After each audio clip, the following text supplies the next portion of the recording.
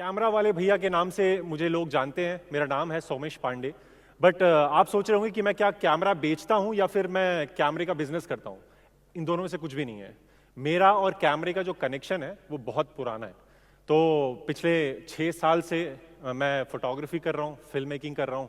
तो ये कहानी एक इंट्रोवर्ट लड़के की है जो आज खुद स्टेज पे खड़े होकर आपको अपनी कहानी सुनाएगा। 3 चीज़ें होती हैं जो एक फोटो में बहुत मैटर करती हैं। वो 3 चीज़ें जो है बैकग्राउंड, मिड ग्राउंड और फोरग्राउंड। तो मेरी भी कहानी इन 3 चीज़ों में मैं आपको बताऊंगा। जैसा कि आप देख सकते हैं ये मैं हूँ। मेरी कहानी जो शुरू होती है वो होती है कश्मीर से, यानी कि मेरे पापा जो हैं वो बीएसएफ में थे, तो वो वहाँ पे पोस्टेड थे।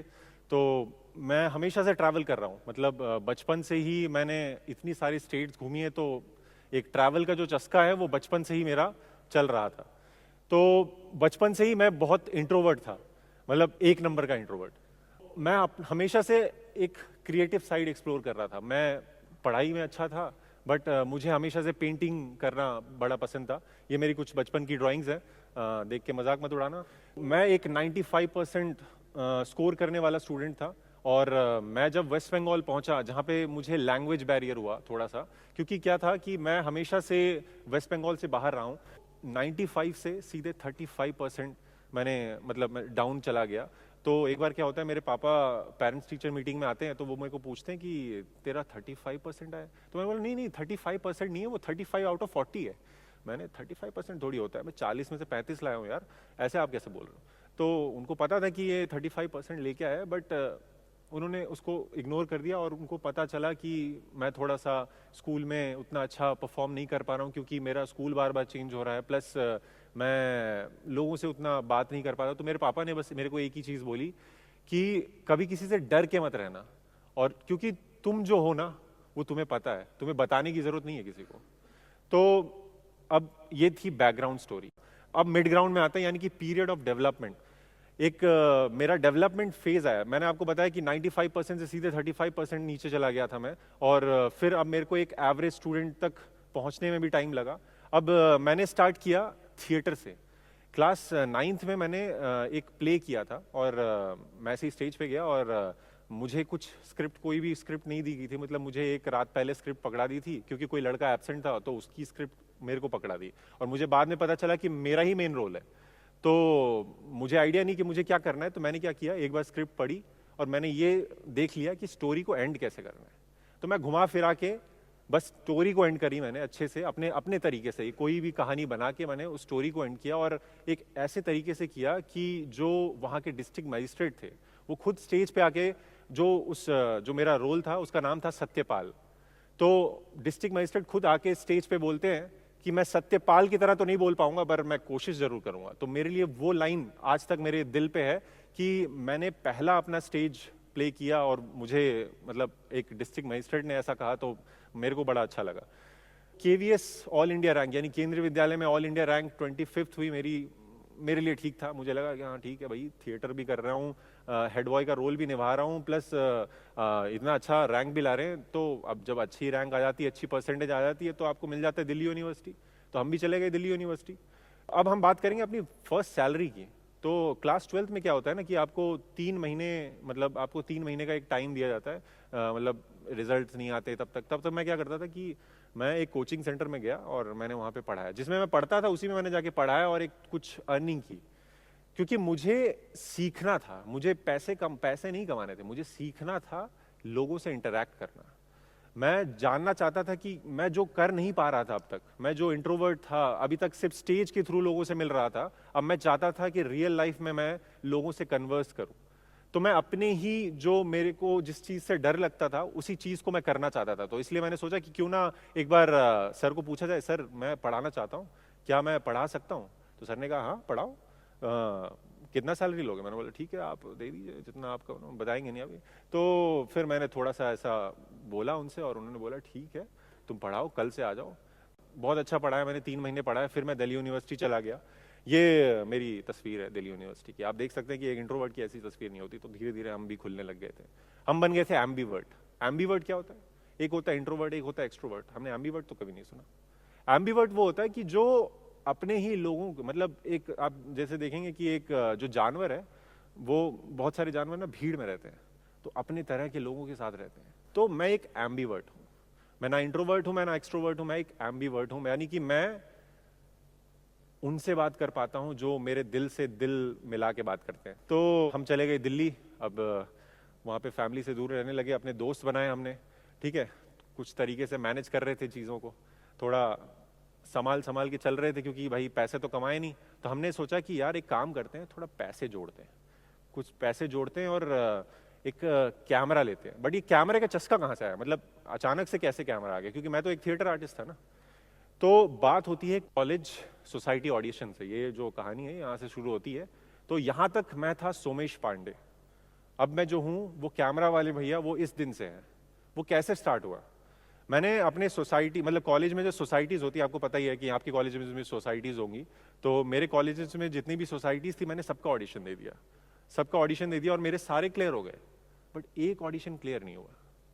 क्या आप सोच सकते हैं वो कौन सा ऑडिशन होगा? वो ऑडिशन था फोटोग्राफी सोसाइटी का ऑडिशन, और वो क्लियर नहीं हुआ। तो मेरे को ना बड़ा अजीब सा लगा। मैं पूरे दिन घर पे जाके सोच रहा हूँ कि यार ये क्यों नहीं हुआ क्लियर। मैं उस टाइम फ़ोन से खींचता था, तो मैंने फ़ोन से कुछ फ़ोटोज़ खींची थी, उनको भेजी भी थी, बट उन्होंने मना कर दिया। मैंने अपने रूममेट को बोला, यार मेरा फोटोग्राफी सोसाइटी का ऑडिशन क्लियर नहीं हुआ है, बाकी सब हो गए हैं। तो वो बोल रहे बाकी सब हो गया ना, तो दूसरे में जा, तेरे को तो थिएटर पसंद है तो थिएटर कर। तो मैंने कुछ 1-2 हफ्ते तक मैं गया अपने थिएटर सोसाइटी में, बट फिर मेरे को ना वो बार बार वो बात याद आ रही थी कि यार मेरा फोटोग्राफी सोसाइटी का ऑडिशन कैसे क्लियर नहीं हुआ। तो मैंने सोचा कि मैं थिएटर नहीं करूँगा, मुझे फोटोग्राफी करनी है। अब आता है फोरग्राउंड, यानी कि मैं सोमेश पांडे से कैमरा वाले भैया कैसे बना।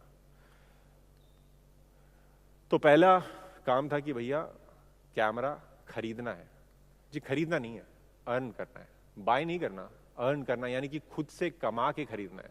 तो मैंने क्या किया, मैं अपने कॉलेज में एक छोटा सा एक स्टार्टअप बनाया मैंने अपना ही, कि मैं कॉलेज के इलेक्शन के पोस्टर्स बनाऊंगा। तो मैंने कॉम्पिटिटर्स के भी बनाए, मतलब इनका भी बनाया और इनका भी बनाया, दोनों एक दूसरे से लड़ रहे हैं, बट हमारा तो मुनाफा हो रहा है ना। तो फिर हमने DSLR ले लिया। अब था प्रोसेस ऑफ लर्निंग, यानी कि अब ले तो लिया है डिवाइस, अब सीखना भी जरूरी है। आपने गाड़ी ले ली, आपको चलाना नहीं आता, फायदा क्या।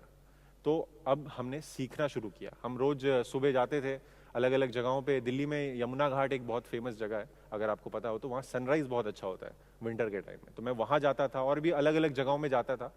फिर पहला फोटोग्राफी ट्रिप मैंने सोचा कि मैं बनारस जाऊंगा, मैं बनारस जाऊंगा, वहाँ से एक अच्छी सी तस्वीर निकाल के लाऊंगा। और ये मेरी एक पहली तस्वीर थी जो लेफ्ट में आपको दिख रहा होगा, जो बहुत वायरल हुई थी उस टाइम पे। और ये मैं हूँ खुद भी अपनी फोटो खिंचवा लेता था कभी कभी। मैं 17 साल का था उस टाइम पे, अभी मैं 23 साल का हूँ। तो 17 साल की उम्र में आपको कोई होटल नहीं देता, आपको बोलता है कि आप कौन हो, 18 साल का होना चाहिए ना। तो वो 18 साल का था, बट मैं 17 साल का था। तो वो उसको पूछता है कि भाई ये कौन है, किसको किडनैप करके लाया। तो मैंने बोला नहीं, किडनैप नहीं किया, हम यहाँ पे सीखने आए हैं, काम सीखने आए हैं, और आज काम सीख के ही जाएंगे, तो आप हमें रूम दीजिए। तो फोटोग्राफी पहली ट्रिप की हमने वाराणसी में। उसके बाद है डार्केस्ट डेज की बारी। तो एक दिन की बात है, मैं अपने घर जा रहा था, होली का टाइम था, मतलब होली से 2 दिन पहले। मैं दिल्ली से राजधानी एक्सप्रेस पकड़ता हूँ और मैं घर पहुँचता हूँ। दुर्गापुर नाम का एक स्टेशन है वेस्ट बंगाल में, वहाँ से मेरा घर 40 किलोमीटर दूर है। तो मैंने वहाँ से एक बस पकड़ी अपने घर पे पहुँचने के लिए। अब जो बस थी वो बड़ी खटारा सी बस थी, टूटी फूटी बस थी। तो मेरे को बड़ा डर लग रहा था कि भाई कहीं ठोक ना दे कहीं किसी को। थोड़ी देर आगे जाके बारिश तेज स्टार्ट हो गई और बहुत तूफान आने लगा। तो उस बस का एक ट्रक के साथ एक्सीडेंट हो गया। मेरी पूरी लाइफ जो आप देख रहे थे ना अभी, बैकग्राउंड मिड ग्राउंड, वो सब कुछ एक साथ ऐसी स्लाइड्स की तरह, PPT की तरह सामने आ गई। और मुझे बस 1 सेकंड लगा होगा शायद ये पूरा एक साथ देखने में। और फिर 1 सेकंड में मेरे को लगा कि भाई ऐसे तो नहीं मरना, अभी तो बहुत कुछ करना है, अभी तो कैमरा वाले भैया तो अभी तो शुरू हुए हो तुम, अभी कैसे मर जाओगे तुम। तो मेरे पैर का नी में जो है, मेरे नी में एक सर्जरी हो रखी है। तो मेरे पैर में ऑपरेशन हुआ।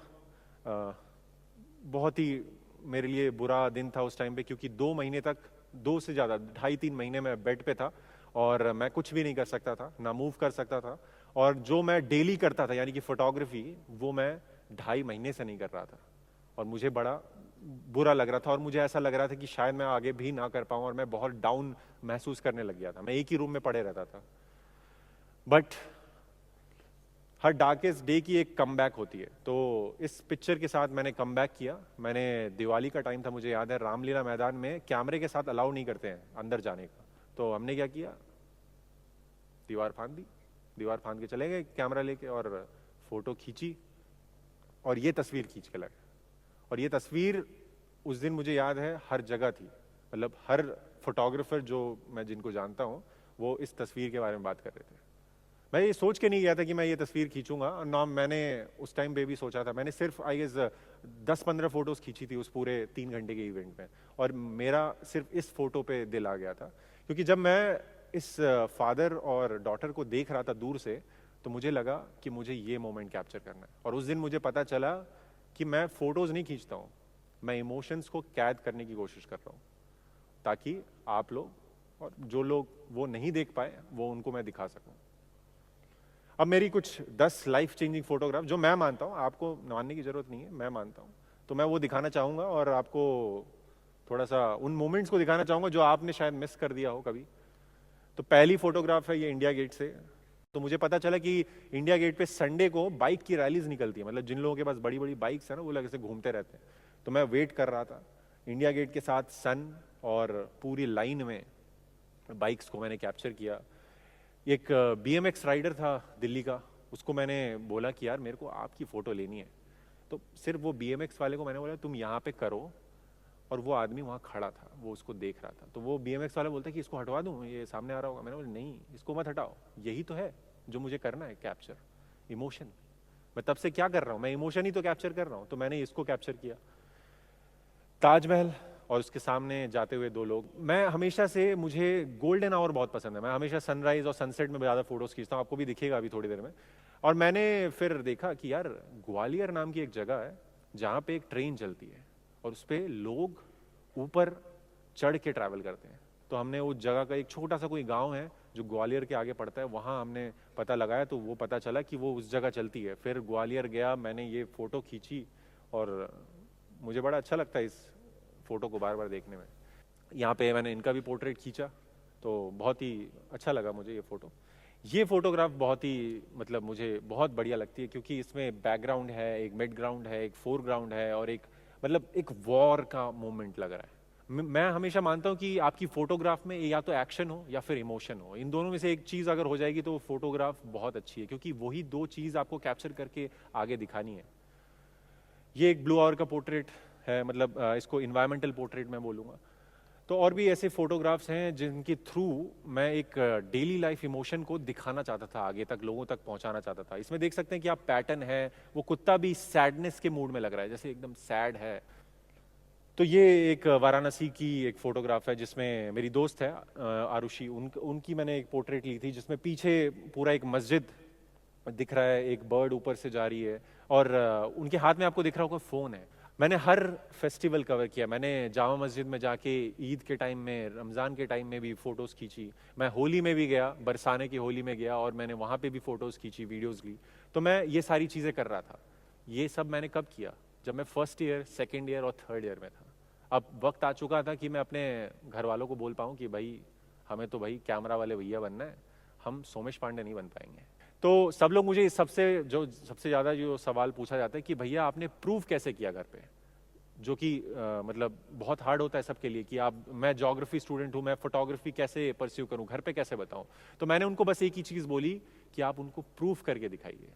मैंने इन 3 सालों में बहुत सारे ब्रांड्स के साथ काम किया था। तो वही लड़का, आपको अगर याद हो, एक बार रिवाइंड कर लेते हैं, अगर वही लड़का जिसको फोटोग्राफी सोसाइटी ने बोला था कि भैया आपसे नहीं हो पाएगा, आप ऑडिशन नहीं दीजिए, तो ऑडिशन में नहीं क्लियर कर पाया था, वो अब लोग मतलब सारे वर्कशॉप्स के लिए उनको बुला रहे थे, सारे कॉलेजेस उनको वर्कशॉप के लिए बुला रहे थे। तो इसका कोई घमंड नहीं है, बस मैं एक चीज़ बोलना चाहता हूँ कि अगर मैं कर सकता हूँ जो लोगों से बातचीत नहीं कर पा रहा था, तो कोई भी कर सकता है। और मैं बस यही बताने आया था यहाँ पे, मुझे बस यही चीज़ बताने के लिए यहाँ भेजा गया है कि अगर मैं कर सकता हूँ तो कोई भी कर सकता है। यहाँ पे जितने लोग, तमाम लोग बैठे हैं ना, मैं आपको एक चीज़ बताता हूँ। 3 साल पहले जब मैं थर्ड ईयर में था, तो मेरे कॉलेज में टेडेक्स हुआ था। मैं लास्ट बेंच पे बैठा हुआ था और मैं, स्पीकर जब बोल रहे थे ना, तो मैं सुन रहा था उनको, और मैंने कभी सोचा नहीं था कि मैं आज यहाँ पे खड़े होके अपनी कहानी बताऊँगा। तो मुझे बड़ा अच्छा लगता है कि अगर मैं कर सकता हूं तो कोई भी कर सकता है। तो मुझे जो भी कोई भी मिलता है तो मैं उसको एक ही चीज बोलता हूं, तू कर सकता है। अब इंपॉर्टेंस ऑफ गुड फ्रेंड्स, आप एक सफर पे जब निकलते हैं तो आपके अच्छे दोस्त होना जरूरी है। अगर आप किसी जगह पे जाते हैं तो आपको प्रेजेंटेबल होना पड़ेगा, अच्छी शर्ट पहननी पड़ेगी, अच्छे से बात करना पड़ेगा, क्योंकि लोग आपके आर्ट से ज्यादा आपको भी देखेंगे। तो ये सारी चीजें मैंने अपनी दोस्त आरुषि से सीखी। अब लॉकडाउन आ जाता है और लॉकडाउन के टाइम में मैंने सोचा कि अब सही समय है, एडिटिंग सीख लेते हैं। लर्निंग कभी बंद नहीं करनी चाहिए, यानी कि सीखते रहो। आप चाहे जितने भी बड़े इंसान बन गए हो, आपके पास बहुत बड़ी कंपनी है, आपने बहुत पैसे कमा लिए, बट अगर आप सीखना छोड़ दोगे, आप एक जगह रुक के रह जाओगे। तो मैंने फिर वीडियोस पे काम करना शुरू किया। मैंने कभी शॉर्ट फिल्म नहीं बनाई थी, तो मैंने अपनी पहली शॉर्ट फिल्म अपने दोस्तों के साथ मिलके बनाई। इंडिया फिल्म प्रोजेक्ट नाम से एक कंपटीशन होता है, 50 आवर्स का एक चैलेंज होता है, जिसमें आपको 50 घंटे में एक पूरी शॉर्ट फिल्म बनानी होती है। और वो 50 घंटे में नहीं बनी, वो 40 घंटे में ही बन गई। और वो पहली हमारी शॉर्ट फिल्म थी और वो फाइनल में पहुंची और हमने उसमें ब्रॉन्ज जीता। अब आता है एवरेस्ट बेस कैंप का। ये जो इंसान खड़ा है ना, ये मैं ही हूँ। हम एवरेस्ट बेस कैंप भी गए हैं। तो अभी क्या हुआ था कि वर्ल्ड व्लॉग चैलेंज नाम का एक कंपटीशन था, जिसमें पूरे वर्ल्ड से 11 व्लॉगर्स को बुलाया गया एवरेस्ट बेस कैंप पे। यानी कि आपको पूरा ट्रैक करके एवरेस्ट बेस कैंप जाना है। ये सारी चीज़ें जो मैं एक कंक्लूजन में अगर मैं लेके आऊँ तो मैं एक चीज़ कहना चाहूँगा कि मैंने जो चीज़ें सीखी हैं, ये मैंने खुद कर करके सीखी। मैंने विथ टाइम सीखी, मैंने कम्युनिटी से सीखी, लोगों से सीखी, मैंने अपने दोस्तों से सीखी, मैंने हर उस इंसान से सीखी जिससे मैं मिलने गया कभी। तो उनको वापस ये चीज़ देना, वही तो करना है हमें। तो वही चीज़ हमें उनको वापस देनी है। और the struggle must go on. जो हमने ये सारी चीज़ें जो की हैं, ये करते रहना है, हमें रुकना नहीं है। तो मैं बस आपको यहाँ पे भड़काने नहीं है कि हाँ भैया आप जो कर रहे हो वो मत छोड़ दो और ये चालू कर दो, ऐसा नहीं है। बस आप जो करना चाहते हो उसको पहले सीखो और उसके काबिल बनो, और फिर प्रूव करो घर वालों को कि हाँ मैं ये कर सकता हूँ और मैं ये करना चाहता हूँ। मैं बस गलती से यहाँ आ चुका हूँ और मैं करना कुछ और चाहता हूँ। और इसी के साथ मैं इस टॉक को यहाँ पे एंड करूँगा। थैंक यू सो मच और दिल से शुक्रिया।